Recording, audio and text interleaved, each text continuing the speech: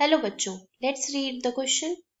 It says that a segment of DNA has 120 adenine and 120 cytosine bases.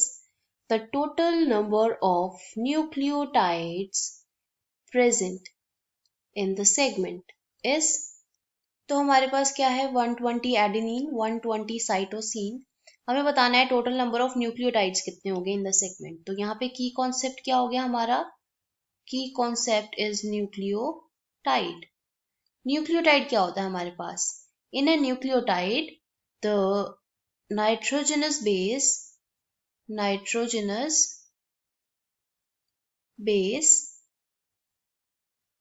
Base क्या होते हैं, जैसे कि adenine, guanine, cytosine and thymine are attached at C1 position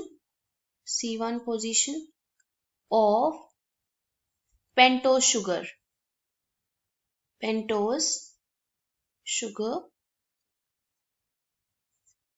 अब यहाँ पे हमें डीएनए दे रखा है, तो डीएनए में पेंटोज शुगर कौन सी होती है हमारी, डीऑक्सी राइबोस शुगर. तो and at fifth position of sugar, the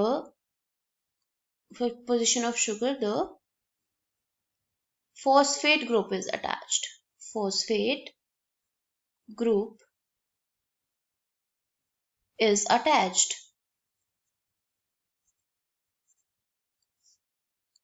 ये हमारा न्यूक्लियोटाइड हो गया. और अगर हम डीएनए का स्ट्रक्चर देखें तो this is a DNA structure.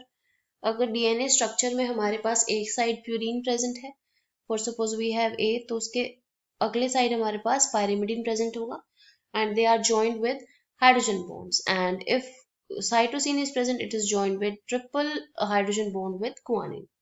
तो ये हमारा स्ट्रक्चर हो गया डीएनए का. अब हमें क्या बोला है, and one more thing, according to चारगैफ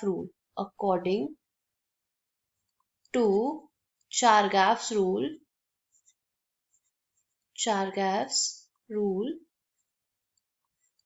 A plus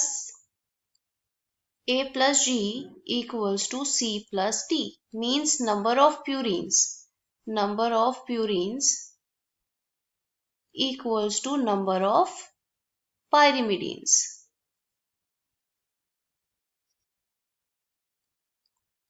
ये होता है हमारा चारगैफ रूल. अब हमारे पास क्या दे रखा है, adenine equals to how much, 120. And one more thing, हमने जैसे कि न्यूक्लियोटाइड पढ़ा, तो न्यूक्लियोटाइड में ये हमारा शुगर हो गया. शुगर के फर्स्ट कार्बन पे हमारे पास क्या जुड़ा होता है, nitrogenous base, and at fifth position we have phosphate group. ऐसे ही हमारे पास फॉस्फेट ग्रुप से ये हमारा डीएनए मॉलिक्यूल बनता है.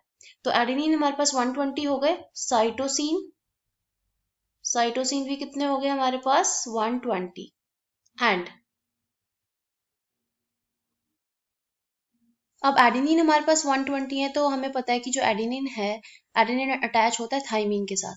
तो जितने हमारे एडेनिन होंगे उतने हमारे थाइमीन होंगे, वो भी 120 हो गए. और साइटोसिन अटैच होता है ग्वानिन के साथ, तो जितने हमारे साइटोसिन हो गए उतने ग्वानिन हो गए. तो ये हमारे हो गए न्यूक्लियोटाइड्स. टोटल कितने हो गए, 120 into 4 इट विल बी 480. तो हमारे जितने भी नाइट्रोजनस बेस होंगे, ऑब्वियस सी बात है, जितने नाइट्रोजनस बेस होंगे उतने हमारे पास न्यूक्लियोटाइड्स होंगे. तो हमारा क्या आंसर हो गया, it's 480. So 480 will be the total number of nucleotides we have. Hope you understood well. Best of luck.